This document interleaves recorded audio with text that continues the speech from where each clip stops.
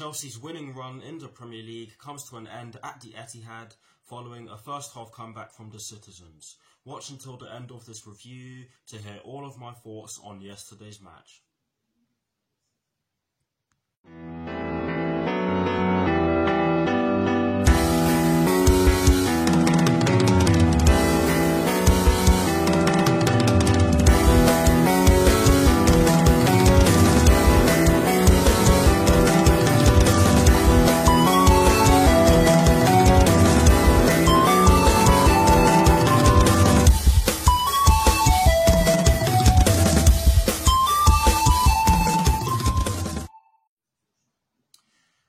Hello people, welcome to my channel, welcome to another video. This is my review of the game which took place yesterday evening at the Etihad Stadium in the Premier League between Manchester City and Chelsea, which Manchester City ended up winning by 2-1. So what I'm going to do for you guys in terms of this review is that firstly, I'll be giving you guys the lineup that Frank Lampard fielded at the start of yesterday's match. I'll then be giving you guys my thoughts on the match itself, and as always I'll be including the positives and the negatives in which I took from yesterday's match. And lastly, I'll be giving you guys my thoughts on Chelsea's upcoming Champions League fixture, which will be taking place next Wednesday at the Mestalla against Valencia. So without further ado, let's get straight into this review.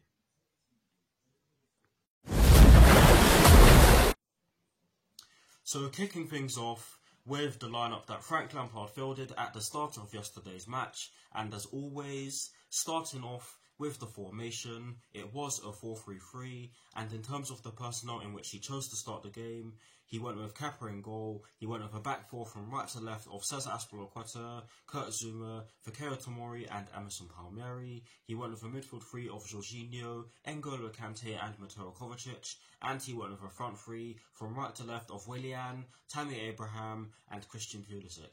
And I actually got my lineup right when I did my preview. But yes, that is the lineup that Frank Lampard went with at the start of yesterday's match.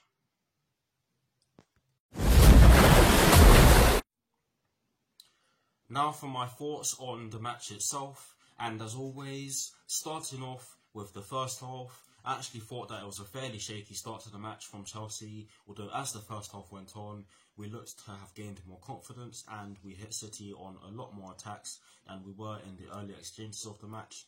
And speaking of the goal in which we scored, which was of course scored by N'Golo Kante, brilliant goal. In my reaction video, I did say it was Jorginho who passed the ball to him. I was wrong, it was Mateo Kovacic. Brilliant pass from Mateo Kovacic over the top of the Manchester City defence. N'Golo Kante brings it down brilliantly. He's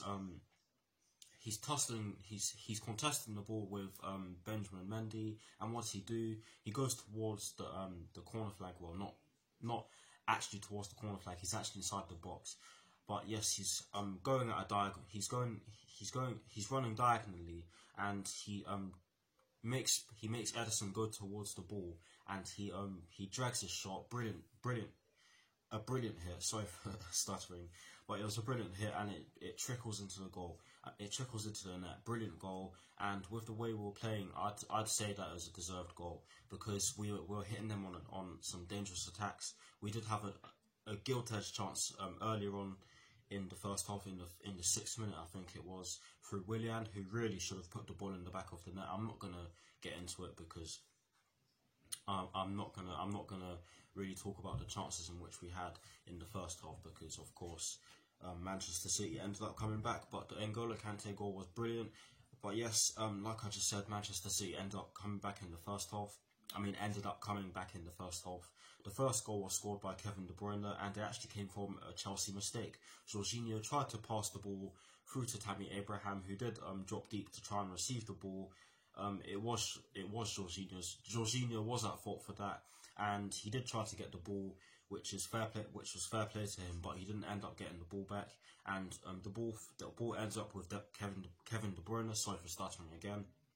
The ball ends up with Kevin De Bruyne. What does he do? He cuts inside, he fakes a shot, and he takes a shot, and his shot it was going in, but I think it was on target. But I think Kepa would have had it covered. But sadly, it took a deflection off of Kurt Zouma, and it wrong-footed Kepa, and it went into the centre of the goal, and that was what made it 1-1. And I believe that was the turning point in the game, because after that we didn't really look as though we had a lot in us to go and get another goal, and that was throughout the rest of the match, to be honest. And the second goal is what really pissed me off yesterday. I'm not going to go over the top because, honestly, I think it's a massive learning curve for this Chelsea team. I'm actually proud of the way we played for large parts of the game, to be honest, particularly in the first half. But the second goal really got me, and what especially got me is the person who actually scored it. Riyad Mahrez. Riyad Mahrez. Honestly,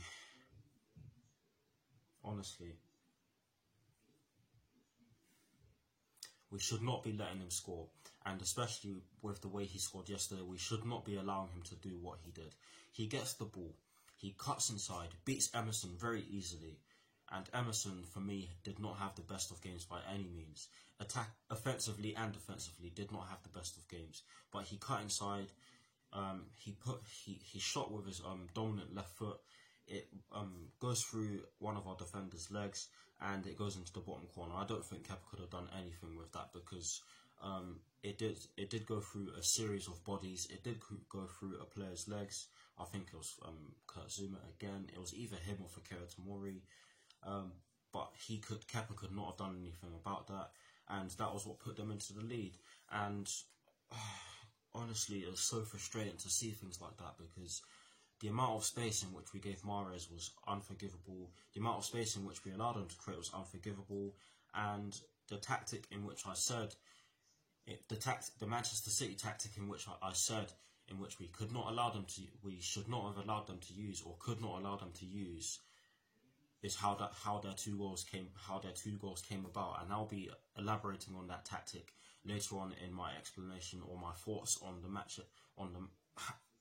I'll be elaborating on that tactic later on in my thoughts on the match. But overall, in the first half, it's a funny one, because we were excellent in the first half, to say the least. But we went into half time 2-1 down. That's the only way I can put it. Overall, good first half, just those silly defensive mistakes that cost us. But now for my thoughts on the second half. Wow. There was not a lot in the second half overall, to be honest. I'm just going to have to paraphrase, because there really wasn't a lot. Frank Lampard did make the changes, and they were effective to a certain extent. Mason Mount did he did bring some pressing back to us. He did bring some life back to our midfield, because realistically, there was not a lot of life in our midfield, bar N'Golo Kante and Mateo Kovacic in certain patches of the game. Don't get me wrong, Mateo Kovacic had his patches in the game. He had his moments in the game where he was getting past defenders. He was moving really well, but I think that there was just not a lot of pressing from us, and we really could have done with that, because Manchester City were really there for the taking. I don't think they were that great yesterday. This is not me saying that.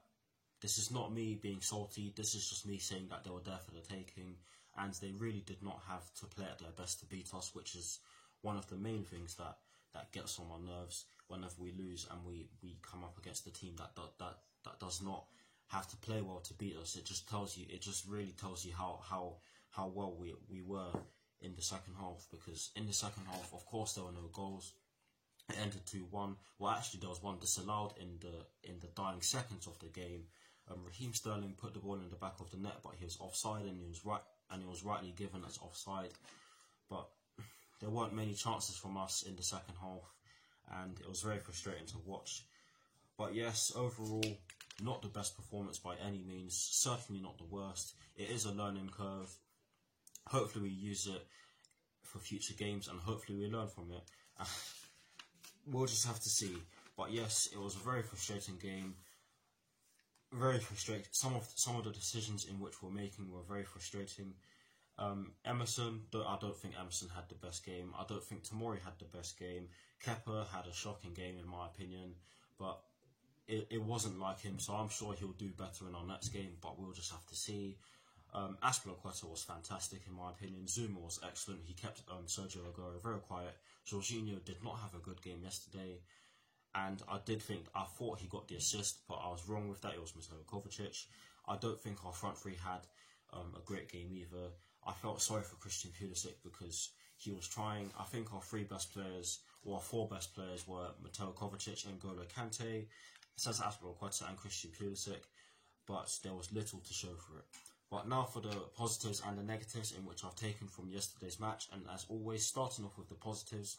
The only positive in which I've taken from yesterday's match is N'Golo Kante, our best player on the pitch in my opinion, and a great goal as well, and that's all I'm going to say on that because I touched on that earlier on. Now for the negatives in which I've taken from yesterday's match, and sadly there are two negatives. The first negative in which I've taken from yesterday's match is the tactic in which I said we should not have allowed Manchester City to use, or could not have allowed Manchester City to use, because if we did, and they did, if they did use it, and they did, they would have most likely caused us problems, and they did. I'll say it again, and they did. This tactic is the fact that we allowed David Silva and Kevin De Bruyne to get into the half spaces, and that meant that our fullbacks were dragged out wide, and the two outside midfielders in our three were not tracking back all the time, which meant that they had an overload and they caused us a lot of problems, and that is how their two goals came about. But yes, that is the first negative in which I took from yesterday's match. And the second negative in which I took from yesterday's match is the fact that we were not able to respond in the second half. Literally, the majority of our passing was sideways. I'm not gonna say anything extreme because I've said it already. It's a massive learning curve for us. We actually played well in certain parts of the match, and we caused Manchester City problems, particularly in the first half. So let's remember that. Please, Chelsea fans, remember that. But yes, we weren't able to respond in the second half, and ultimately that is what led to us losing 2-1. But yes, that is it for my thoughts on yesterday's match. Let me know what your thoughts on the match are in the comment section below, and as always, I will do my very best to respond.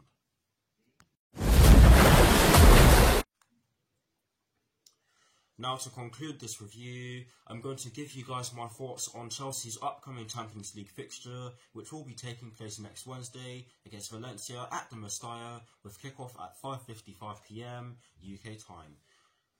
It will be a tough game, especially when both sides could qualify for the round of 16 with a win. Chelsea will certainly want to bounce back from yesterday's defeat to Manchester City, and the aforementioned prize, i.e. qualifying for the last 16 with a win, could be motivation for the players. Let's hope that it is motivation for the players. Let's hope that we really can bounce back from yesterday's defeat to the Citizens at the Etihad with a win against Valencia. I think we really have to win, because if we draw, then it will put a lot of pressure on us.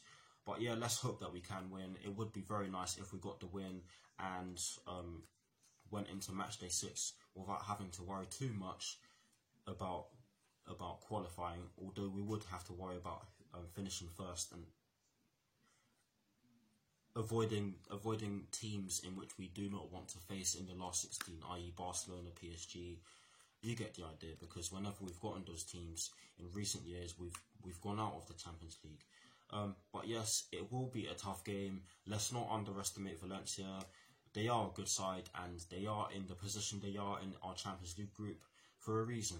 But yes, that is it for this review. I hope you enjoyed it. Like, comment and subscribe to my channel if you're new, and I'll see you very soon for some more videos. Come on, you Blues. Come on, Frank Lampard. And peace.